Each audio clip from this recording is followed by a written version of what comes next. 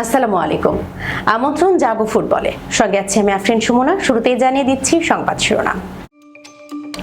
অপেক্ষার অবসান, সৌদিতে প্রথম লিগ শিরোপা রোনালদোর। $50 বিশ্বকাপ টিকিটের ব্যবস্থা করলেন মামদানি। ডুলি হামজাদের নতুন কোচ। যেভাবে বিশ্বকাপের নকআউটে মুখোমুখি হতে পারে মেসি, নেইমার, রোনালদোর দল। দর্শক শিরোনাম শুনছিলেন, এবার জানিয়ে দিচ্ছি বিস্তারিত। অবশেষে সৌদি আরবে অপেক্ষার অবসান হলো ক্রিস্টিয়ানো রোনালদোর। শেষ ম্যাচে জোড়া গোল করে আল নাসরকে সৌদি প্রো লিগের শিরোপা জিতিয়েছেন পর্তুগিজ মহাতারকা। মৌসুমের শেষ রাতে জয়টা গুরুত্বপূর্ণ ছিল আল নাসরের।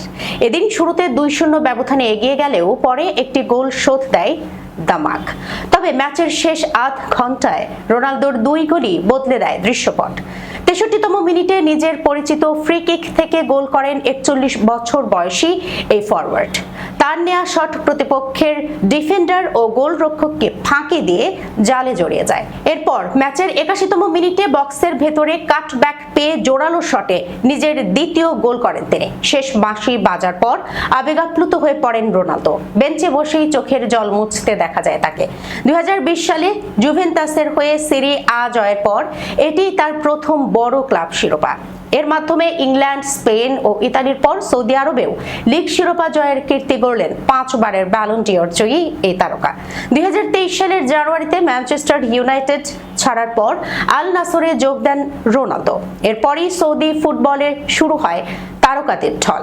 নেইমার, করিম বেনজেমার মতো তারকারাও পরে পাড়ি জমান মধ্যপ্রাচ্যের দেশটিতে। ক্যারিয়ারে এখন পর্যন্ত 973 গোল করেছেন রোনালদো। ফলে 1000 গোলের মাইল ফলক থেকে তিনি মাত্র 27 গোল দূরে। আন্তর্জাতিক ফুটবলে সর্বোচ্চ 143 গোলের মালিক এই ফরওয়ার্ড এবার খেলবেন নিজের 6ষ্ঠ বিশ্বকাপও। সম্প্রতি তাকে পর্তুগাল জাতীয় দলের বিশ্বকাপ স্কোয়াডেও রাখা হয়েছে। তবে সৌদি অধ্যায় সব সময় সুখকর ছিল না রোনালদোর জন্য। গত বছর কিংস কাপের ফাইনালে আল হিলালের কাছে হেরে কান্নায় ভেঙে পড়েছিলেন তিনি। এছাড়া চলতি মৌসুমেও কিছু ম্যাচে দল থেকে বাইরে ছিলেন নানা গুঞ্জনের কারণে। লিগ শিরোপা জিততেও তাকে অপেক্ষা করতে হয়েছে 4 মৌসুম। অবশেষে সব হতাশা পেছনে ফেলে গত রাতে সৌদি প্রো লিগের ট্রফি হাতে উঠল রোনালদোর। নিউ ইয়র্কের মেয়র জোহরান মামদানি শহরটির সাধারণ মানুষের জন্য মাত্র $50 বিশ্বকাপের টিকিট দেওয়ার ঘোষণা দিয়েছেন। সঙ্গে প্রতিটি ম্যাচের জন্য বিনামূল্যে যাতায়াতের বাস সেবাও থাকবে। হারলেমের লিটল সেনেগাল এলাকায় এই ঘোষণা দেন মামদানি। এই জায়গাটিকে নিউ ইয়র্কের আফ্রিকান ফুটবল সম্প্রদায়ের কেন্দ্র মনে করা হয়। ঘোষণার সময় মার্কিন ফুটবল তারকা টিমোথি উইয়া ও মার্ক ম্যাকেনজি মেয়রের পাশে দাঁড়িয়েছিলেন। মামদানি বলেন, বিশ্বকাপ আমাদের দোরগোড়ায় আসছে। আমরা চাই নিউ ইয়র্কের শ্রমজীবী মানুষও এই উৎসবের অংশ হোক। আমরা হোস্ট কমিটির সাথে বসে নিশ্চিত করেছি যে এই টুর্নামেন্ট সেই মানুষদের হবে যারা এই শহরকে গড়েছে। আজ 1000 নিউ ইয়র্কবাসী $50 আর বিনামূল্যের বাসে সেই মাঠে বসবে। আমি গর্বিত যে নিউ ইয়র্ক এই পথ দেখাচ্ছে। এই পরিকল্পনায় মোট 1000 টিকিট দেয়া হবে। 7টি ম্যাচের প্রতিটির জন্য প্রায় 150 করে আসন বরাদ্দ থাকবে। আসনগুলো হবে 82,000 ধারণ ক্ষমতার মেটলাইফ স্টেডিয়ামের উপরের স্তরে। ফাইনাল ছাড়া বাকি সব ম্যাচেই এই সুবিধা পাওয়া যাবে।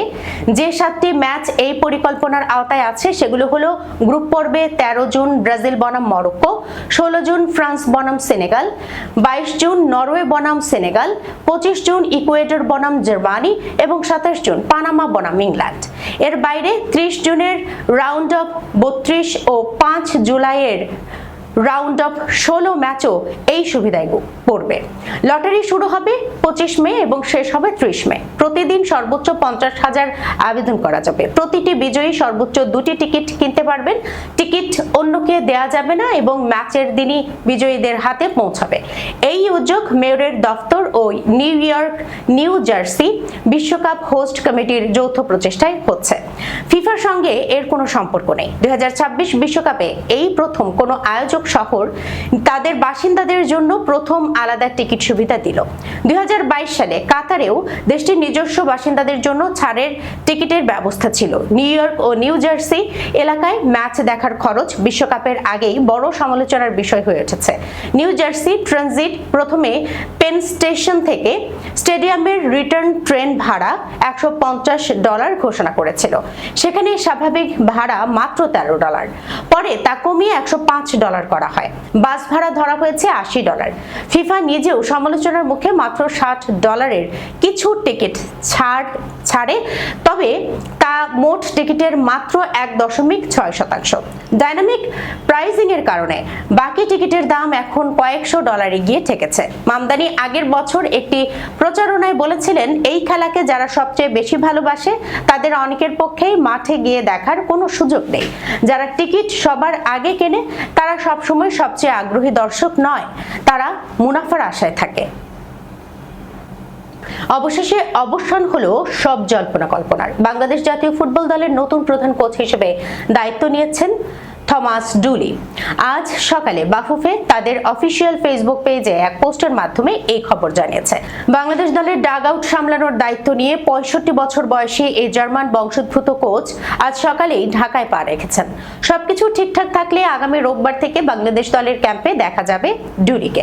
জন্মসূত্রে জার্মান হলেও থমাস ডুলির খেলোয়াড়ি জীবন কেটেছে যুক্তরাষ্ট্রের জার্সিতে।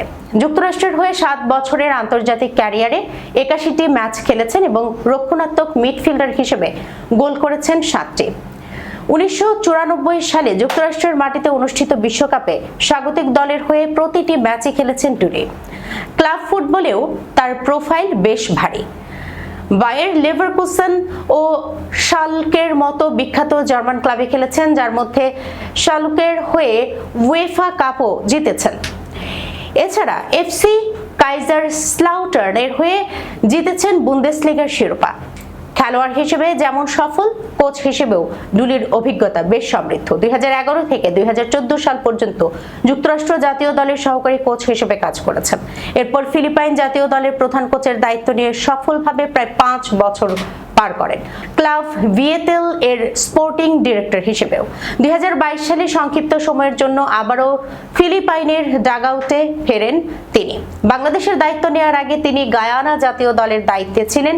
ডুলির অধীনে বাংলাদেশ দলের প্রথম মিশন শুরু হতে যাচ্ছে আগামী 5 জুন। সান মেরিনোর বিপক্ষে প্রীতি ম্যাচ খেলতে দেশটিতে উড়াল দেবে বাংলাদেশ দল। বিশ্বজুড়ে ফুটবল প্রেমীদের মাঝে উন্মাদনা এখনই তুঙ্গে। বিশ্বকাপে দলের সংখ্যা বাড়ছে, কিন্তু শিরোপার আলোচনাটা ঘুরে ফিরে সেই চিরচেনা ফেভারিটদের কেন্দ্র করেই। ক্রিস্টিয়ানো রোনালদো পর্তুগালকে নিয়ে বরাবরের মতোই আকাশচুম্বী প্রত্যাশা। অন্যদিকে কাতার বিশ্বকাপ জিতে বর্ণাঢ্য ক্যারিয়ারকে পূর্ণতা দেওয়া লিওনেল মেসি ও তার দল আর্জেন্টিনা এবারও নামছে হট ফেভারিট হিসেবেই। যাদের ডেরায় হানা দেওয়া যে কোনো দলের জন্যই হবে সবচেয়ে বড় পরীক্ষা। মেসি আর রোনালদোর সেই চিরন্তন দ্বৈরথ এখনো ফুটবল প্রেমীদের বিতর্কের মূল জ্বালানি।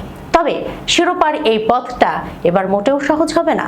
একদিকে আছে এক ঝাঁক তরুণ তুর্কিতে ঠাসা ভয়ঙ্কর এক স্পেন দল, অন্যদিকে এলিট তারকার ছড়াছড়ি নিয়ে প্রস্তুত ফ্রান্স, নিজেদের হারিয়ে খোঁজা সাম্রাজ্য পুনরুদ্ধারের মরিয়া ব্রাজিল, আর দশকের পর দশক ধরে চলা ট্রফির খরা কাটাতে উন্মুখ ইংল্যান্ড। গ্রুপ পর্ব পেরোনোর পর নকআউটের লড়াইটা যে কতটা কঠিন হবে আর জমজমাট হবে তা নিয়ে বোদ্ধাদের ভবিষ্যৎবাণী এখনই ডালপালা মেলতে শুরু করেছে। কার্লো অ্যানচেলোত্তি এবং রবার্তো মার্তিনেজ বিশ্বকাপের চূড়ান্ত স্কোয়াড ঘোষণা করার পর নেইমার ও ক্রিস্টিয়ানো রোনালদোর ভক্তরা উচ্ছ্বাসে ভাসছেন। তবে লিওনেল স্কালোনি এখনো আর্জেন্টিনা এবং মেসির জন্য চূড়ান্ত দল ঘোষণা করেননি। দর্শক, এই ছিল এখনকার মতো জাগো ফুটবলে। যাবার আগে সংবাদ শিরোনামগুলো জানাচ্ছি আরো একবার। অপেক্ষার অবসান, সৌদিতে প্রথম লিগ শিরোপা রোনালদোর। $50 বিশ্বকাপ টিকিটের ব্যবস্থা করলেন মামদানি। ডুলি হামজাদের নতুন কোচ। যেভাবে বিশ্বকাপের নকআউটে মুখোমুখি হতে পারে মেসি, নেইমার, রোনালদোর দল। এখনকার মতো এই পর্যন্তই। এতক্ষণ পর্যন্ত যারা সঙ্গে ছিলেন সবাইকে ধন্যবাদ। আল্লাহ হাফেজ।